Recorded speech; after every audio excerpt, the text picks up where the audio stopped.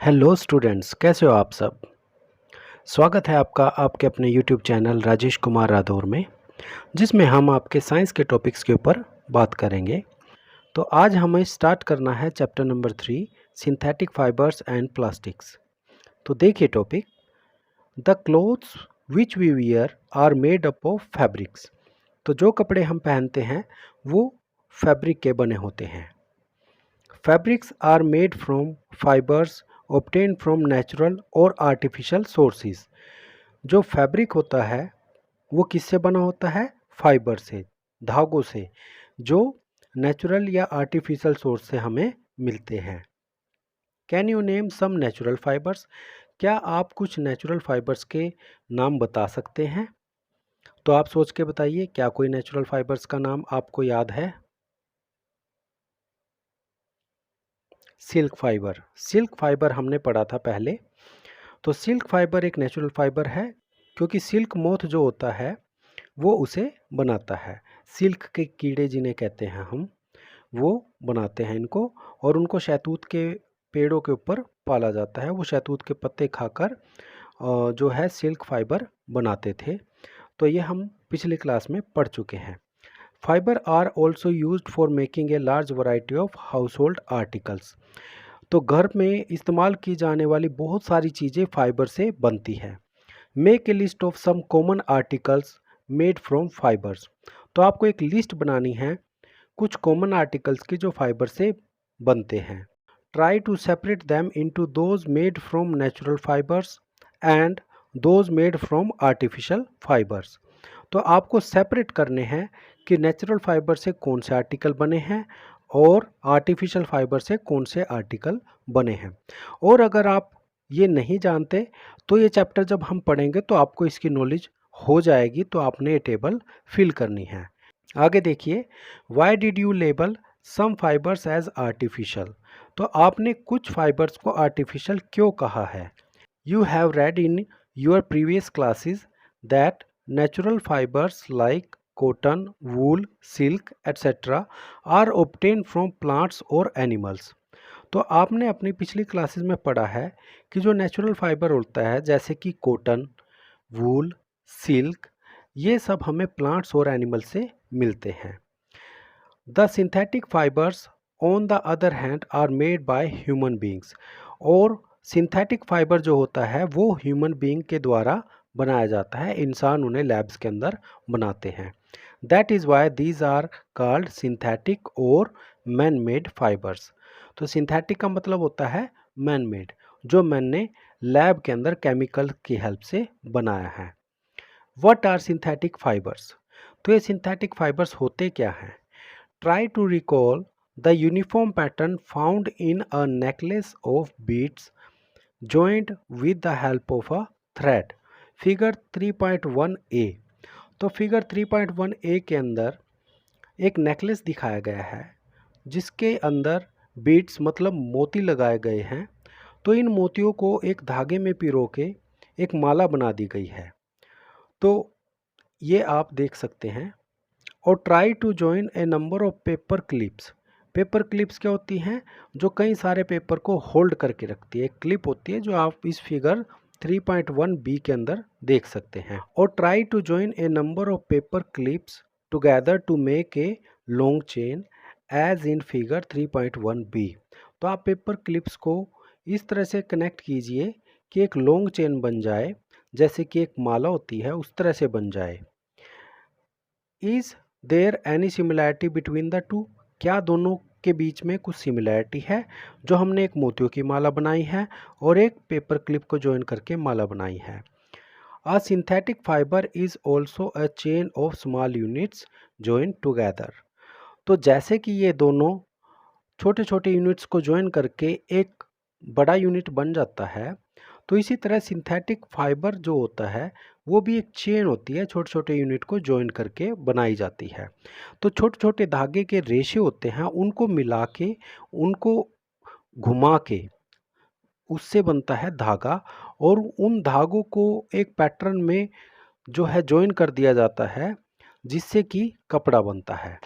So each small unit is actually a chemical substance. तो जो भी ये स्मॉल यूनिट होती है, एक छोटा सा फाइबर होता है, वो एक केमिकल सब्सटेंस है। Many such small units combined to form a large single unit called a polymer.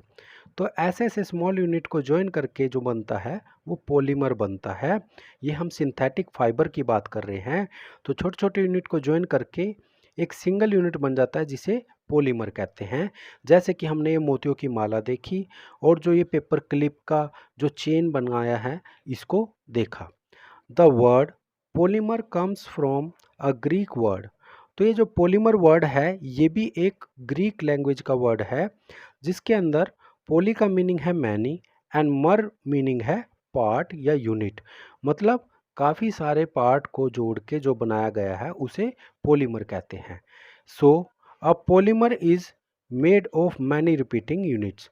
तो पॉलीमर काफ़ी सारे यूनिट्स को रिपीट करके या कह लो ज्वाइन करके बनाया जाता है। पॉलीमर्स ओकर इन नेचर ऑल्सो।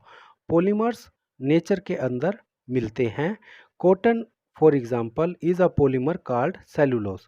तो जो कॉटन है, जो रुई है, वो सेलुलोज पॉलीमर से मिलके बनती है। Cellulose is made up of a large number of glucose units. तो सेलुलोज जो है वो छोटे छोटे यूनिट से मिलके बना होता है जो ग्लूकोज होते हैं। Types of synthetic fibres. तो सिंथेटिक फाइबर्स के हम टाइप पढ़ रहे हैं। उसमें सबसे पहला है रेयन। रेयन देखिए, you have read in class 7th that silk fiber obtained from silkworm was discovered in China and was kept as a closely guarded secret for a long time। तो आपने 7th क्लास के अंदर पढ़ा था silk fibre जो है वो silk worm से, सिल्क के कीड़े से हमें मिलता है और इसकी डिस्कवरी चाइना ने की थी और उसे काफ़ी दिनों तक इन्होंने सीक्रेट रखा और वो सिल्क का कपड़ा बना के पूरी दुनिया को बेचते रहे, लेकिन उन्होंने बताया नहीं कि ये कपड़ा कैसे बनता है, क्योंकि सिल्क का कपड़ा काफ़ी सुंदर और मजबूत होता है और पूरी दुनिया में इसकी डिमांड थी। तो उन्होंने इस बिजनेस से बहुत मुनाफा कमाया लेकिन इसको सीक्रेट रखा। Fabric obtain from silk fibre are very costly. तो सिल्क फाइबर से जो कपड़ा बनता है वो काफ़ी कॉस्टली होता है। But it's beautiful texture fascinated everybody. लेकिन इसका जो टेक्सचर होता है, इसका कपड़े के अंदर जो डिज़ाइन होता है, बनावट होती है, तो वो हर किसी को बहुत खुश कर देती है, अचंभित कर देती है कि इस तरह का भी कपड़ा हो सकता है। Attempts were made to make silk artificially. तो काफ़ी कोशिशें की गई आर्टिफिशियल सिल्क बनाने की कि लेबोरेटरी के अंदर सिल्क बनाई जाए। वैसे तो नेचुरली इसको सिल्क वोम बनाता है, लेकिन आर्टिफिशियल बनाने के भी इसको काफ़ी अटेम्प्ट किए गए। Towards the end of the 19th century, कि 19th सेंचुरी ख़त्म होते होते 19वीं शताब्दी, scientist were successful in obtaining a fibre having properties similar to that of silk. तो साइंटिस्ट जो है सिल्क के जैसा ही एक फाइबर बनाने में कामयाब हो गए। Such a fibre was obtained by chemical treatment of wood pulp. मतलब वो लकड़ी का जो गुद्दा होता है उसकी मदद से उस पे केमिकल रिएक्शंस करवा के उसे बनाया गया। This fibre was called rayon और आर्टिफिशियल सिल्क। तो इस फाइबर को ही आर्टिफिशियल सिल्क या रेयन कहा गया। Although rayon is obtained from a natural source wood pulp, yet it is a man made fibre. ये लकड़ी के पल्प से बनता है लेकिन फिर भी इसे मैन मेड ही कहा जाता है क्योंकि इंसान ने इसमें काफ़ी सारे केमिकल्स रिएक्ट करवा के इसको लैब के अंदर तैयार किया है। Aldous rayon is obtained from a natural source. यद्यपि जो रेयन है नेचुरल सोर्स जैसे कि वुड पल्प है उससे ये प्राप्त किया जाता है, लकड़ी एक नेचुरल सोर्स है। Yet it is a man made fibre, फिर भी इसे मैन मेड कहा जाता है क्योंकि वुड पल्प के ऊपर काफ़ी सारे केमिकल रिएक्शन करवा के उससे ये फाइबर बनाया जाता है, तो इसलिए इसे मैन मेड कहा गया है। It is cheaper then silk, और ये सिल्क से सस्ता भी है। And can be woven like silk fibre, और इसे सिल्क फाइबर की तरह बुना भी जा सकता है। It can also be died in a wide variety of colours, और इसको अलग अलग रंगों में रंगा जा सकता है। Rayon is mixed with cotton to make bedsheet और mixed with wool to make carpets. तो रेयन को कॉटन के साथ मिक्स करके बेडशीट बनाई जा सकती है, और इस फाइबर को अगर वूल के साथ मिक्स कर दिया जाए तो उससे हम कारपेट बनाने का काम लेते हैं। नायलॉन, नेक्स्ट आर्टिफिशियल फाइबर है नायलॉन। काफ़ी मजबूत और यूजफुल फाइबर है। Nylon is another man made fibre. Nylon भी एक दूसरा मैन मेड फाइबर है। इन 1931 it was made without using any natural raw materials from plants or animals। तो 1931 में ये बनाया गया और इसके लिए किसी प्लांट या एनिमल का यूज़ नहीं किया गया। तो ये टोटली क्या था, मैन मेड था। It was prepared from coal, water and air. इसे कोल, वाटर और एयर की हेल्प से बनाया गया। It was the first fully synthetic fibre. ये सबसे पहला सिंथेटिक फाइबर था फुली, क्योंकि रेयन के अंदर क्या था, रेयन के अंदर वुड पल्प का इस्तेमाल किया गया था और वुड नेचुरल सोर्स होता है। यहाँ पे नेचुरल सोर्स का इस्तेमाल नहीं किया गया था, इसलिए इसे फुली सिंथेटिक फाइबर कहा गया। Nylon fibre was strong. ये फाइबर बहुत स्ट्रोंग था, इलास्टिक एंड लाइट, और इलास्टिसिटी भी इसकी ज़्यादा थी, स्ट्रेचेबल था और हल्का भी था। It was lustrous and easy to wash. ये चमकीला भी था और धोने में भी सुविधाजनक था। So it became very popular for making clothes. और ये कपड़े बनाने के लिए काफ़ी पॉपुलर हो गया, इससे बहुत कपड़े बनाए गए।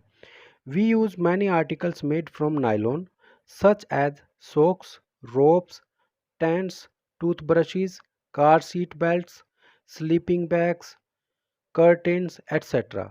फिगर 3.3 के अंदर ये सभी चीज़ें दिखाई गई है। तो हम काफ़ी सारी चीज़ें इन नायलॉन से बनाते हैं। तो नायलॉन के बारे में इतना सब जानने के बाद बूझो के माइंड में क्यूरियोसिटी पैदा होती है। वो क्या पूछता है, is nylon fibre really so strong that we can make nylon parachutes and ropes for rock climbing. तो वो जानना चाहता है कि क्या नायलॉन फाइबर इतना मजबूत है कि हम उससे पैराशूट या फिर पहाड़ चढ़ने के लिए जो रस्सी होती है रोप क्लाइंबिंग के लिए वो बना सकते हैं। तो इसका आंसर हम नेक्स्ट पैरे में देखेंगे। Nylon is also used for making parachutes and ropes for rock climbing. तो नायलॉन का इस्तेमाल पैराशूट और रॉक क्लाइंबिंग में भी किया जाता है। फिगर 3.4 के अंदर आप देख सकते हैं use of nylon fibre. A nylon thread is actually stronger then the steel wire. और जो नायलॉन होता है वो वास्तव में स्टील वायर से भी काफ़ी स्ट्रोंग होता है, नायलॉन का धागा। तो प्यारे बच्चों, आज हम यहीं तक करेंगे। इस लेक्चर को आपने बड़े ध्यान से सुनना है। अगर अच्छे से नहीं समझ आता तो इसको एक बार फिर से आप चला के देखें। अगर फिर भी नहीं समझ आता तो कमेंट बॉक्स में अपना क्वेश्चन डालें, मैं उसका जवाब देने की पूरी कोशिश करूँगा। और अगर आपको ये लेक्चर अच्छा लगा तो प्लीज़ इसे लाइक करें, मेरे चैनल को सब्सक्राइब करें और अपने दोस्तों के साथ शेयर करें ताकि वो भी इन लेक्चर से फ़ायदा उठा सकें। तो मिलेंगे नेक्स्ट लेक्चर में। Till then goodbye and take care.